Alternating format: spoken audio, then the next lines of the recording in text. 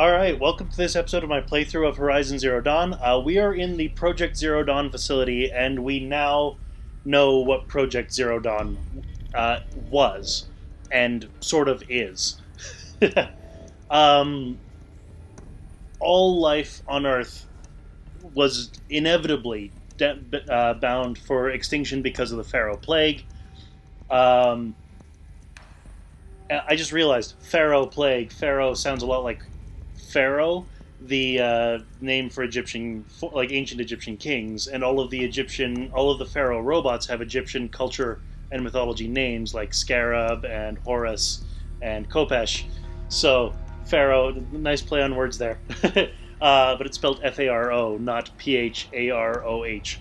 Anyway, the Pharaoh Plague was going to wipe out all life on Earth, and Dr. Elizabeth Sobek developed Project Zero Dawn as a way of rebooting life on Earth after that had happened and all of the Pharaoh robots had gone dormant.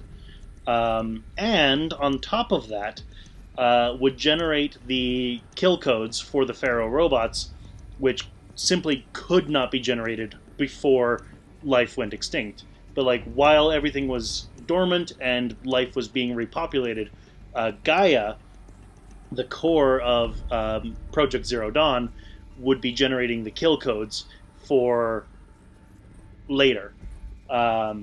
So I mentioned like the Pharaoh robots all use Egyptian mythology. Project Zero Dawn's names are all based on Greek mythology. This door here, they've been building it up like the answers are on the other side of it, so we just gotta see what they are. Let's go!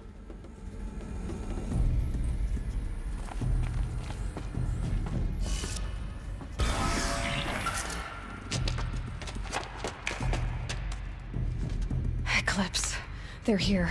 Avoid contact. Lines look good. Gaia. It's up there. Second floor. Can you reach it? So much for avoiding contact.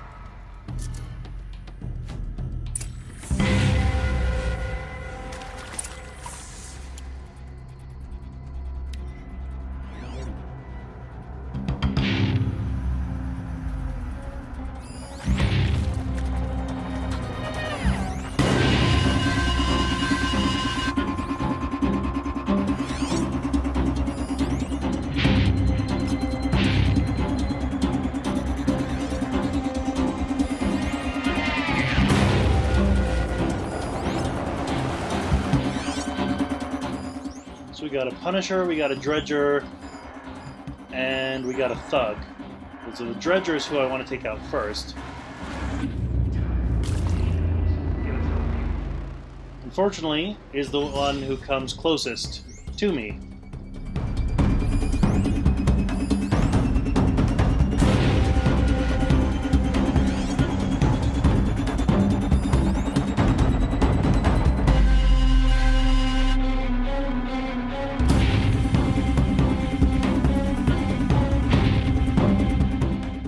Very dramatic music for me hiding in the shadows.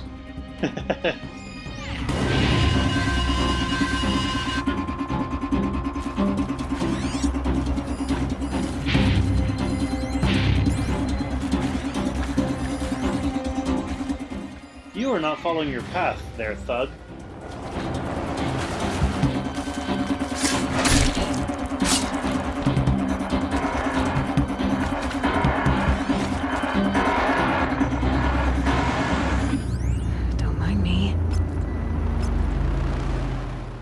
I guess you are. The Punisher is.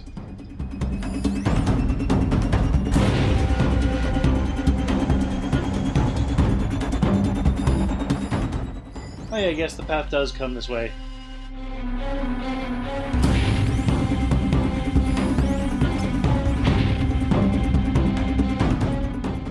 That's okay. I can take care of you.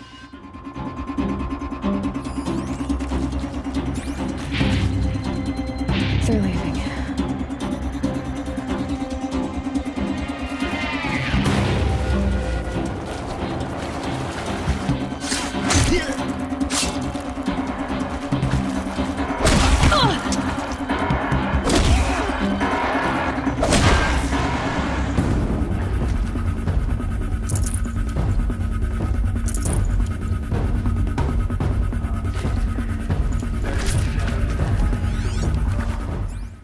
And there's more of them. Of course there is.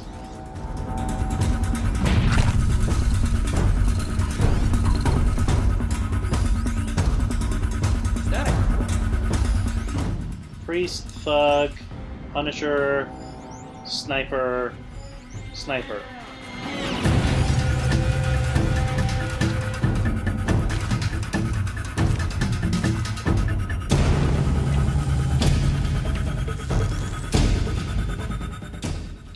No, can't. Don't have a clear line of sight on you.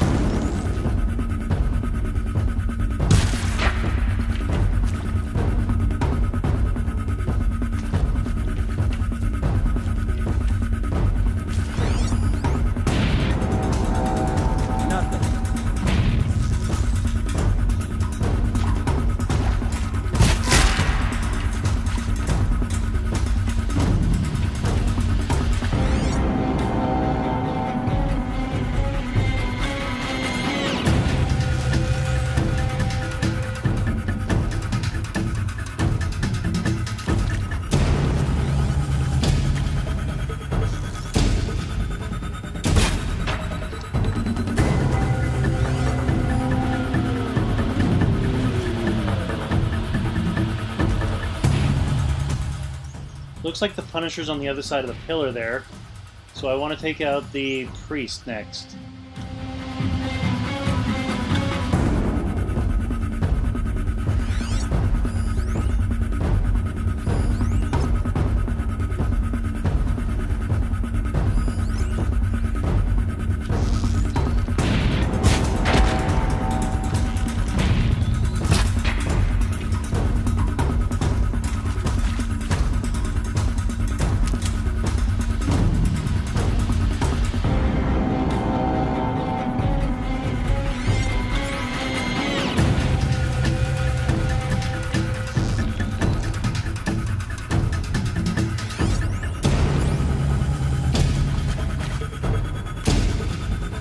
For later.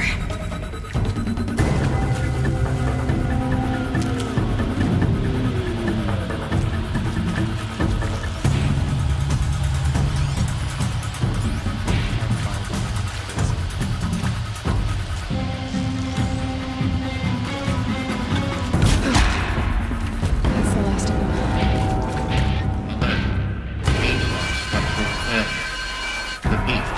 Or not.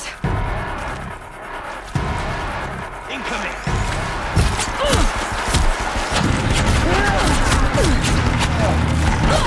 I'll be one way out of this.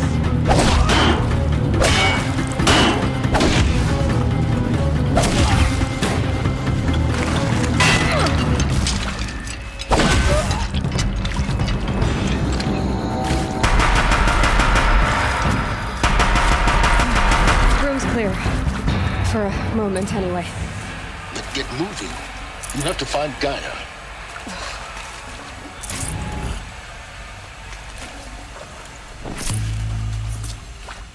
So it wants me to go through that door there. Also, I just realized that that's called a Deathbringer gun, the like the Gatling gun, and we now know what Deathbringers are, and oh boy, they are not fun. That's a heck of a lot of power to be carrying in your hands. Area inaccessible. Elevators non-operational. Stairwells have collapsed.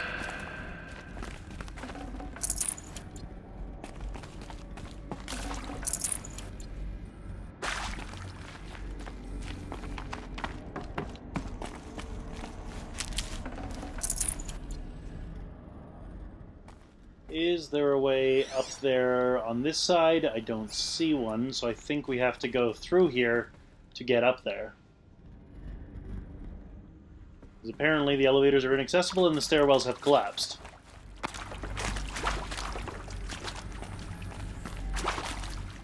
Hello, I'm Margot Shen, and this is HEPHAESTUS. As the name might tip you off, this is going to be the subordinate function that Gaia will use to make lots and lots of robots. Her personal forge. Except, it's not that simple. So you probably noticed that only about a third of you are robotics engineers. The rest, experts in machine cognition, virtual heuristics, that stuff. Well, that's because we aren't going to be the ones designing and building robots. The last thing we want is to burden Gaia with a bunch of outmoded 21st century designs. Waste of time. Our purpose is to empower Gaia to build the robots, and not just build, imagine, from scratch. Any robot she needs for any conceivable purpose, designed and fabricated at a snap of a finger. Hers. Her finger. So, Hephaestus isn't really the forge. It's more like the knowledge of craft and ingenuity of a mastersmith to wield the hammer. Encoded as software. Virtual creativity made real. Gaia's already learning. In simulation, she's doing some very creative things with fractal assembly and animal morphologies. Her designs aren't about to win the Liam Prize anytime soon, but hey, everyone has to start somewhere. So, yes, time to get started. Let's do this. I don't get it. Which part? It's a little technical in places. If Gaia was designed to save life, why would the robots it makes attack people? Perhaps it loves some forms of life more than others. The derangement. The machines weren't always so angry. True. Mostly they were docile until 10, 15 years ago. For years, Hephaestus has been forcing cauldrons to make aggressive machines. I've seen it myself, in the cauldrons. Stalkers, Ravagers, the Thunderjaw. How could it do that? And why? Why indeed? It's a good question. Full steam ahead. It's a text data point. You know the drill. Pause if you want to read it. There's the first bit. There's the last bit. See you on the other side. Huh, that's a bit of a glimpse into how the gear fits into the machine, let's put it that way. Also, I got the distinct sense that Margot talked like a California Valley girl.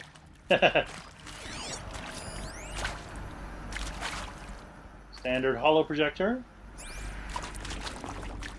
Sure, let's take a look. Hello, I'm Margot Shen, and this is Hephaestus.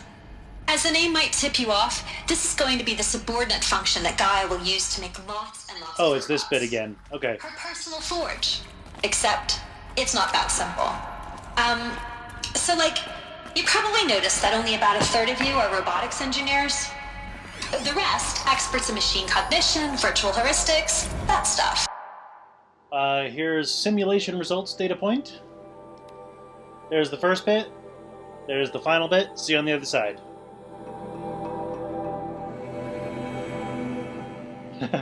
Megafauna. You mean like the Tyrannosaurus Rex? That was a reference to Thunderjaws, by the way, in case that wasn't clear. Well, that's because we aren't going to be the ones designing and building robots.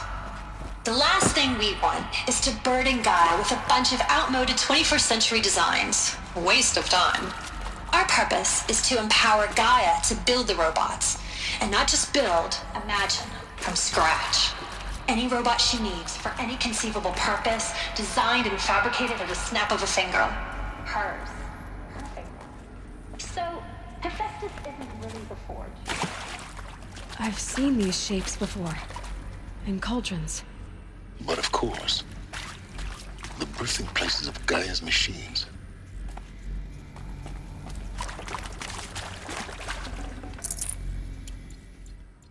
What shapes... To what shapes is she referring? I think it's... these, maybe?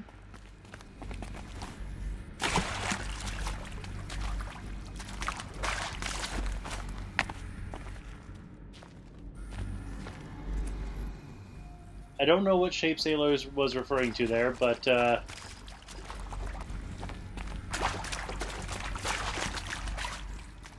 sure it'll become obvious. It might be the cauldron symbols. Might not be.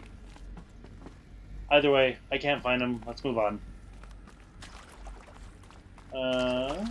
Just want to make sure I go everywhere. This is a slightly confusingly laid out room, but I need to go this way. That's the important part. Hey, look! Stairs!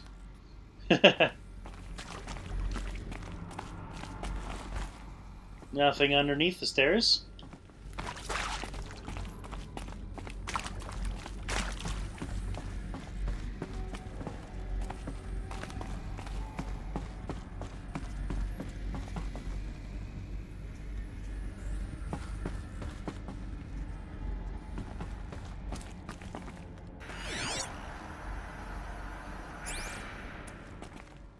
That is behind glass, and so it won't let me scan it from this side of the glass. I want to get on the other side of that glass to scan that data point.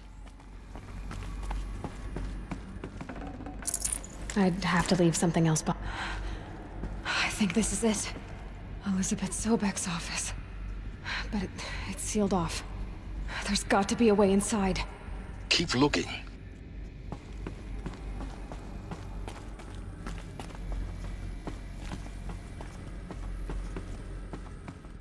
Again, remarkable how many video game characters can't handle glass. And there's a bunch of cultists there, including one with a Deathbringer gun. More Eclipse. Careful now.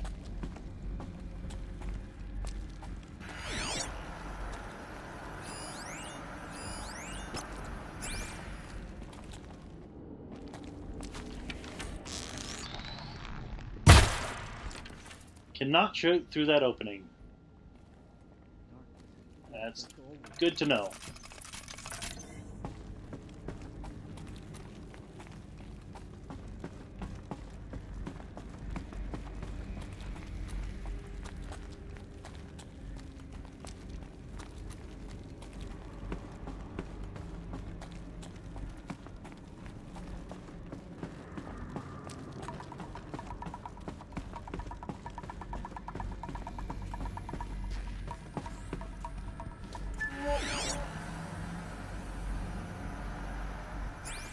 No Eclipse in this room.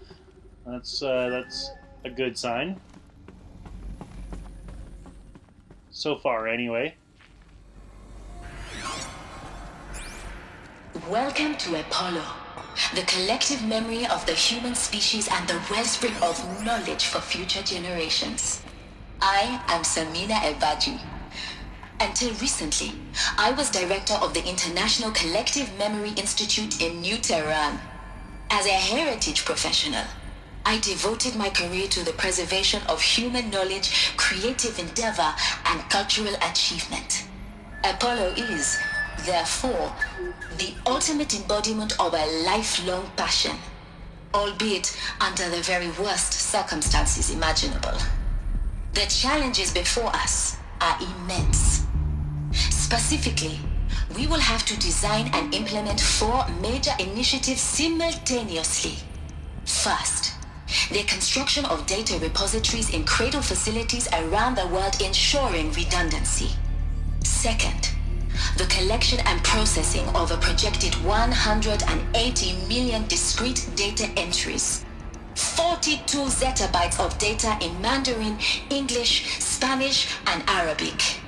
Third, the transferal and encoding of all that data onto DNA encapsulated in synthetic fossils. The only medium capacious and durable enough to safeguard it without degradation for the centuries to come. And last, but not least, the development of the holographic interface and gamified curricula, by which future humans will commune with Apollo, progressively unlocking heuristic learning modules, leveling up their knowledge and skills they will need to take control of the terraforming system. That is the future towards which all of our efforts will be directed. Not just the preservation of the past, but the seed for the flourishing of a new tree of knowledge. Welcome, and let us begin. It's a very interesting approach. gamification is kind of a big deal, and it's a great way to get people engaged with the content you're trying to teach. I will laugh if this game ends up being the gamification that they were talking about. Which is what I'm getting there.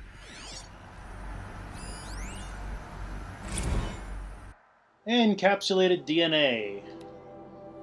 There's the first bit. There's the last bit. And the final bit. See you on the other side. It's a very poetic way of looking at it. I like it.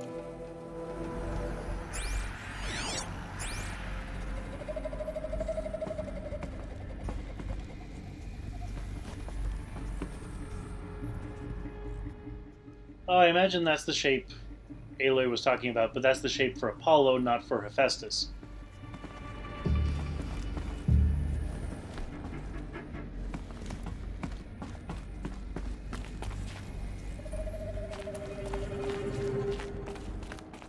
Just taking a quick look through the windows, seeing if there's anything there. Don't see anything important right off the bat. So down we go.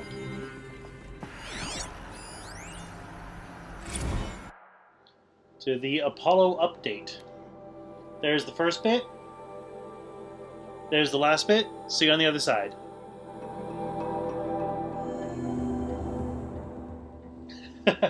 Samina seems to be having a lot of fun with this. I like it.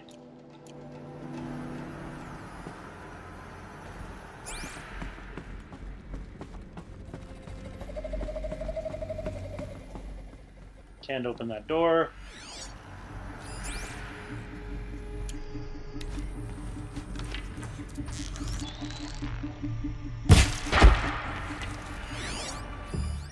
We know cultists are bad at figuring out where arrows are coming from, so might as well adopt the same strategy we took in Cauldron, I think it was Cauldron G.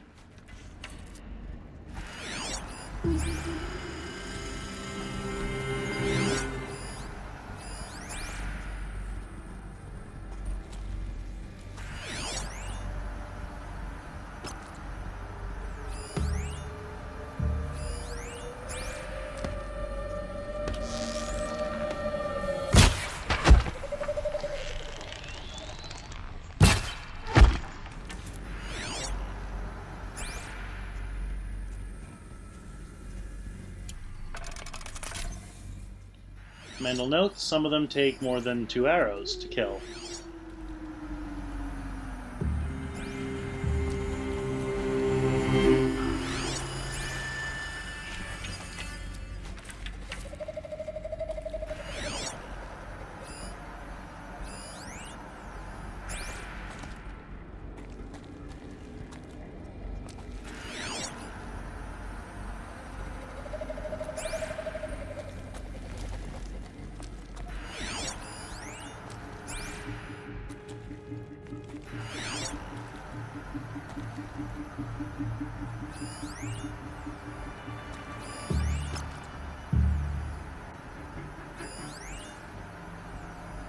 All of this lost.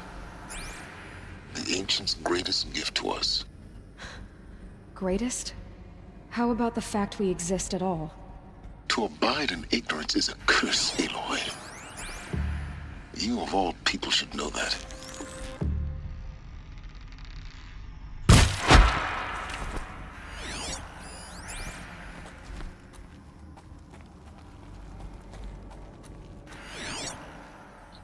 I see and agree with both of their points.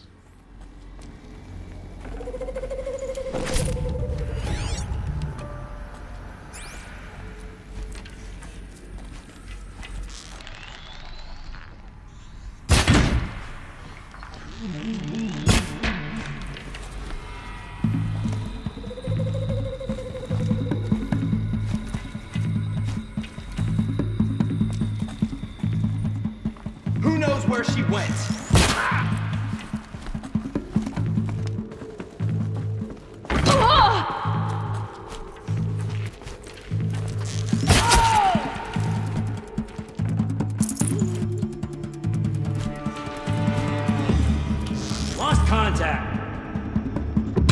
last of them.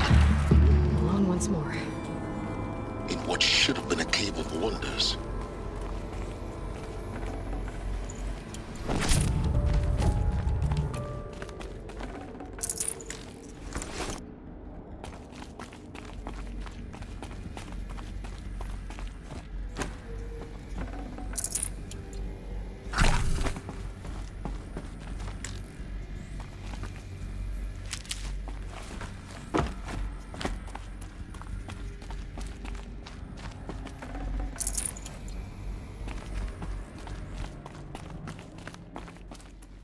Just want to make sure I don't miss any data points or anything.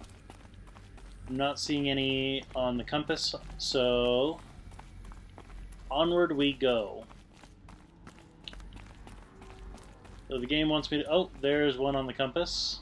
I just don't know where it is. Somewhere in that direction. Should have brought a cart.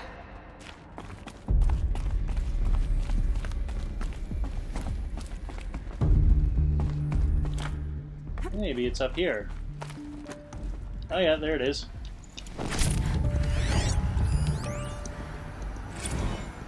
Dr. Sobek, please archive this testimonial in Apollo. Cross-reference to all mentions of my name and Operation Enduring Victory. My name is General Aaron Harris. From 2060 to 2066, I served as the chairman of the Joint Chiefs of Staff, the highest-ranked officer of the United States Armed Forces. The tenure of my command included strategic planning and oversight of Operation Enduring Victory, a falsehood perpetrated on the civilian populations of the United States and other nations during the last 14 months of life on this planet. Before the Pharaoh Plague, I did my job and did it well. I was bold and decisive, crafty in political maneuvers. It wasn't an accident that I rose to my position and became the commander of the largest mechanized force ever assembled. But to what end? My only lasting achievement was the extinction of life on Earth. And my one redeeming act, if any, was to delay that extinction by days or weeks, by throwing more death at it. It is my hope that there will be no need for men like me in the world to come. If you are one of the people of that future world listening to this message, please know that I am sorry and that I wish you well. Sincerely, Aaron Harris. It's a noble sentiment.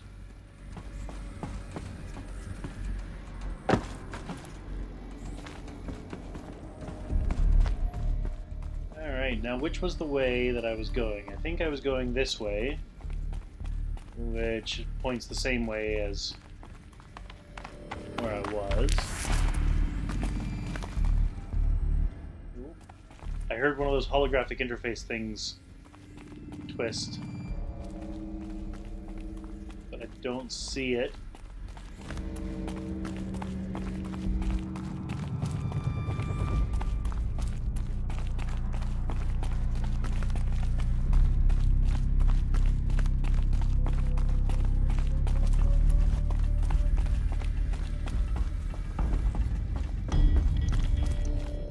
Alright, well, need to go this way, let's go this way.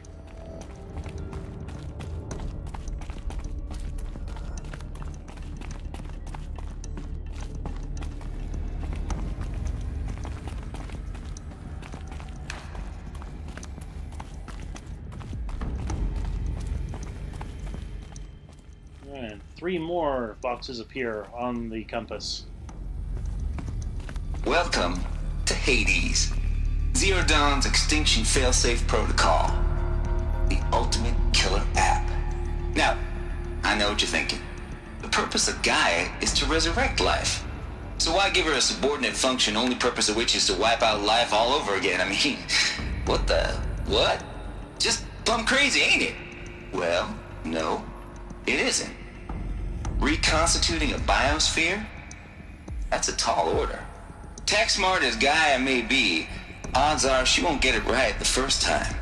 I mean, imagine you're Gaia, 200 years from now, and this new biosphere growing, it's all gone wrong. Alkalines are skyrocketing, coniferous forests eroding under the lash of superstorms that would have drowned Noah. It's chaos. Spinning top that won't stop wobbling. Now what are you gonna do? Release phase 1 organisms into that hot mess? Hope their CO2 and methane can balance out what you got started? Hell no.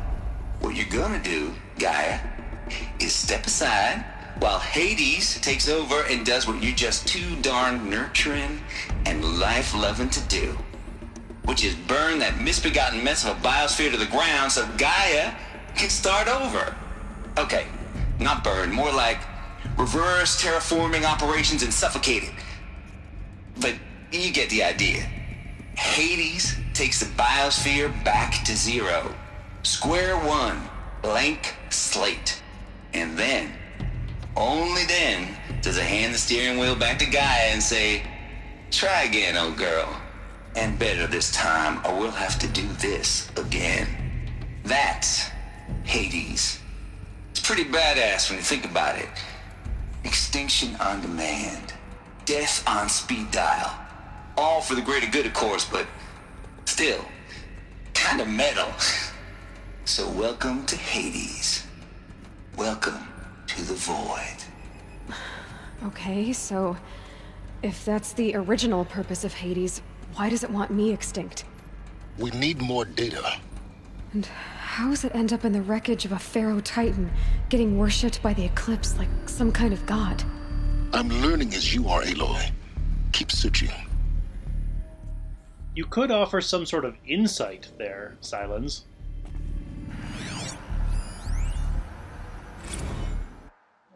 Text data point, noise complaints. There's the first bit. There's the last bit. See you on the other side.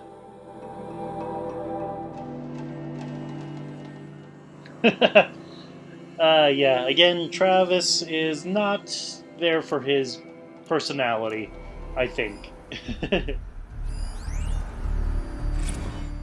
Hades Protocol. There's the first bit. There's the last bit. See you on the other side. That's actually a really clever programming solution. But with that, I noticed the time we're running at. I'm going to call an end to the episode there. You know the drill. Click over there, and we'll continue to explore the Zero Dawn facility. See you there.